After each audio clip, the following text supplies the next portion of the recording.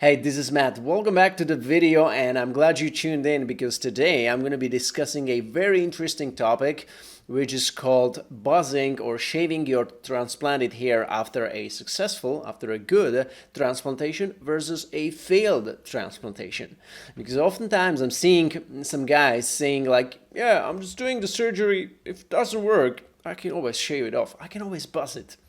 Unfortunately, it doesn't mean that it's going to look good after you do it, especially if the transplant didn't go well. So make sure you stay tuned until the end and smash that like button if you are enjoying these regular updates on this channel on hair loss and hair restoration. And as always, before we start, this video has been brought to you by GoFiber, which are hair building fibers you can use to mask any thinning or patchy areas on your scalp to make your hair look thicker and better. So make sure you check out the link in the video description below where you can visit GoFiber, get a free sample of your choice and try them out. See if you like them. Hey, welcome back to the channel once again. Good to see you, everybody. This channel is the right spot for all of you guys who are interested in getting your hair back, avoiding being the bald guy for life, getting that hairline back to the next level, but also stabilizing your hair loss, creating the strong foundation that will help you maximize the hair transplant potential in the future, make you best possible candidate. Furthermore, I'm also helping you guys with finding the right hair transplant doctor and the best doctor for your particular situation worldwide, as well as helping you avoid all the pitfalls that guys are still doing, which makes them end up with a bad result. For all that, I suggest you to subscribe and hit the notification bell on this channel, and you can also get on a one-on-one call with me where I can personally advise you, assist you, and guide you in that matter. Check out the link mattdominance.com/mentoring one-on-one where I can help you out personally. Let's talk about what can happen when you buzz your transplanted hair on a failed surgery versus good surgery. So let's start with the failed surgery. So failed surgery can mean not only that the hair did not grow, that the survival rate was poor, or maybe you got necrosis or infection, and in these infected areas the hair didn't grow. I don't only mean that, but also failed hair transplant can be when the hair started to grow out, started to sprout, but with major flaws. I explicitly decided to only comment on buzz cuts and very short haircuts after the hair transplant to bring more attention to all the possible details that many people still are maybe unaware of nowadays.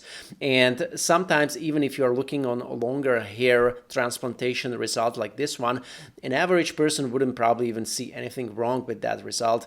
But once you shorten that hair, you will see some major flaws. So for example, this patient didn't get a natural looking hair transplant result. You can already spot that the angles are off if you are somebody who is more well researched on that matter. Once you shorten that hair, you see that it looks way worse than with longer hair. So this is again with longer hair from this perspective. This is from the left side. And this is when the hair is short, when it's buzzed. And apart from the hairline design, which actually hasn't been done so bad, there are three major flaws that I'm seeing. Apart from the graft placement in pretty much like rows or lines, which you can see here, which is incorrect, we can also see double grafts in the hairline, which I'm not going to be zooming in so much, but you get the point. Multiple grafts, especially in the very first row of the hairline, which is making it look more robust. And here we can also see how the existing hair of this patient is like naturally growing in a very tight angle, especially in the close proximity of the hairline area, like here in this red zone. And it's kind of growing in that maybe 15 to 20 degree angle as it normally should be. But then the doctor decided to place it in a much higher angle. It's going almost vertical. It's going something like that. It has a very high angle, which is very bad. Okay, the angles are also very high, especially on the temple. Look how the temporal hair should be growing here, more like that. And you see that here these grafts are kind of growing like that here. It's like very, very bad placement and very high angles and totally incorrect. I'm also unfortunately seeing a light bumpy appearance, which could be attributed to cobblestoning. These are the bumps which are being created around the graft. It happens especially if the recipient sites, if the slits has been done not deep enough, or the follicle that the slit is accommodating is way too large for that slit. And this kind of creates that incorrect, healing process. The skin will build up around the slit and causes that bumpy, scarring appearance. And this is all going to be even more obvious once you get a buzz cut on such a failed or unsuccessful hair transplantation. Here we can see another patient who got a hair transplant, and it probably didn't still grow so full. Probably it's still growing. This result, what you can see here, may look fuller. And again, for most of the people, it would just seem like, hey, this guy's probably going to get even fuller growth. This is still not the end result. It seems like it's looking, it's getting fuller and fuller, okay? And it doesn't look so terrible. However, once we switch to the buzz cut, and this is probably in the first maybe 2 weeks after his surgery, when we can see that the recipient area is still a little bit red, we start seeing some issues here which don't look natural at all. We can notice that his hairline, especially the very first start, maybe first half of a centimeter of that hairline, is loaded with multiple grafts, multiple follicular units producing 2, 3, and more hairs. And if I zoom in even closer, we would be able to find them almost regularly on the whole front of the hairline, which is a very unnatural thing. And if you see that, and if you buzz your hair after the surgery and you have these multiples in the hairline, it's just gonna look pretty unnatural. I have to admit that the more the angle is correct on the hairline, and it will be again 15 to 20 degrees, the less this will be an issue. But if the angles are too high, plus you have double and triple or multiple in the hairline, this is the complete disaster, okay? And it's screaming unnaturalness, unfortunate. This is another unfortunate result. This is another failed and unsuccessful hair transplant result when patient decided to not shave, but pretty much buzz his hair without guard. And we can notice how this existing hair looks way more natural when it's buzzed compared to this whole transplanted region, which is also buzzed with the same guard, but yet we can notice how it just stands out much, much more. Why is that? Again, very regular graft placing patterns. If you just look at it, we see rows, mini rows of grafts placed very next to one another. We can see it here, we can see it here in these rows, and they just place these grafts like that, which creates again equally long rows of emptiness in between them, and that just draws a lot of attention to this patient's scalp, and people just obviously can notice that this is something like a transplanted, or it looks like injury or something like that, okay? Another issue is obviously that the hair has also very high angles, and if we would zoom in even closer again, we can also spot doubles in the hairline, which are looking very robust, especially on the corners. On the hairline, on the center here, it looks a little bit better to me, but especially in these zones, it's looking very, very thick and robust, okay? So this is another issue. Plus, again, pretty high angles. Fortunately, I'm not seeing cobblestoning with this patient, especially not from that angle, which is good. I think he's about to get SMP or something like that, or maybe another surgery, I don't know.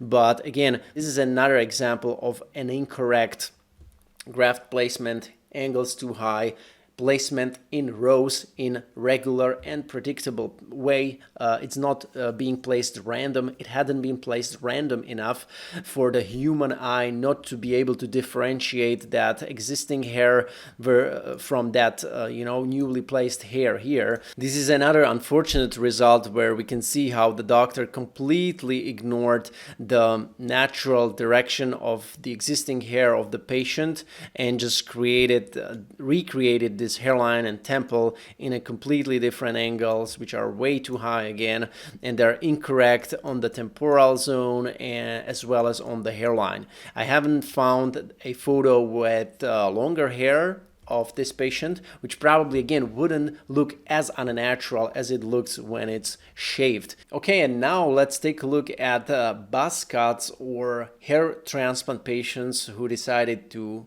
shorten or trim their transplanted hair very short. And here we can notice how it should be done. We can see that the transplanted hair is oftentimes, very hard to distinguish from the hair on the temple, from the existing hair on the rest of the scalp, simply because doctor first has used single hair follicles in the hairline and temple. He used correct angles, which are quite tight on the hairline and on temples. They're even tighter, and that makes them blend easily with the hair on the sides and make it look very natural. This is another very short buzz cut after the hair transplant, where you cannot really distinguish between the transplanted hair and the existing hair as much. Obviously you can notice it because the front is a little bit less dense than the dark looking mid scalp, but this can be also due to lighting. But you can notice that the angles are very similar and it's looking natural. Here we can also see how this patient decided to have his hairline and temples, the corners restored, and this is his buzz cut after, I don't know, 1 year later. You can notice how soft the hairline is looking. You can see the singles transplanted in the hairline, which do appear to be darker than his normal singles that are miniaturizing in that hairline area, but still the angles are correct and it doesn't draw too much attention onto the hairline, and it makes it look very natural and very soft looking simultaneously. This is another result of a patient who decided to have his hairline restored. And this is his already full result after 3,781 grafts. And he also used some chest hairs as well.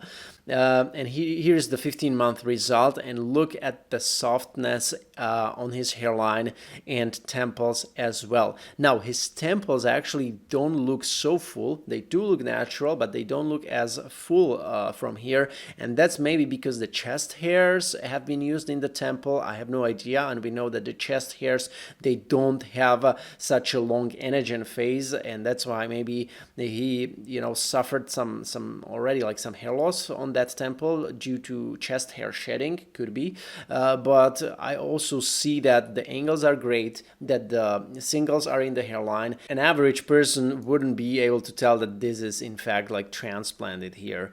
It's just looking very seamless in a way. It's transitioning from the temple onto the hairline over here. It has the correct angles. Yeah, it doesn't have probably as high density as we would maybe want, most of us, but still, I mean, it's looking very natural, and especially the hairline has a really nice density as well. And this is a short haircut, so if the patient grew that hair longer, he can have much better fullness. We all know it. Like the shorter you cut the transplanted hair, the more see-through effect you will get normally, and the less dense it will appear. Alright guys, that was it from me for this video. For all of you guys who are interested in a hair transplant, you know that you can make use of my one-on-one consulting, where I can help you out personally one-on-one and assist you with all the steps necessary for the best possible hair transplant result, but also maintaining and stabilizing your existing hair. This also applies for all you guys who need a repair, who were unfortunate in the past and maybe ended up with a bad result. Hopefully not as bad as some of the ones in this video, but still I can help you out with the next best step when it comes down to repairing it. Will it be surgically, non-surgically, laser, SMP, etc., etc. So make sure you also get on a one-on-one call with me, where I can help you out and guide you there as well. Just click the link below, mattdominance.com/mentoring one-on-one, where you can personally book a one-on-one call with me. It is a 60-minute video session on Zoom, and then I'm going to send you a confirmation and schedule a call with you whenever it's suitable for both of us. Looking forward to see you there, guys. guys, make sure you smash the like button if you enjoyed the video and support the channel, because next time I'm going to be also uploading a cool video that can help you out and get your hair to the next level. That was it again, guys. Thank you so much for watching and see you again in another video.